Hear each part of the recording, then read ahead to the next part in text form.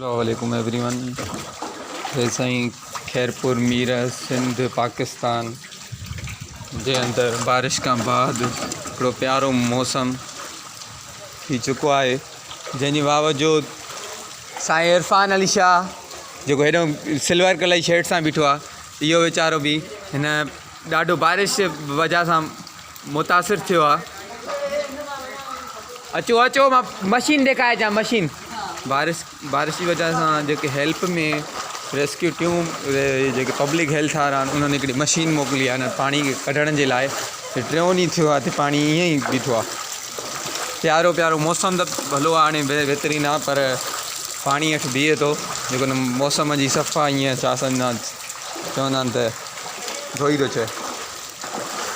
जंहिंजे बावजूद पाणी इलाही वॾो आहे बीठो आहे। मां तव्हांखे मशीन ॾेखारींदुमि।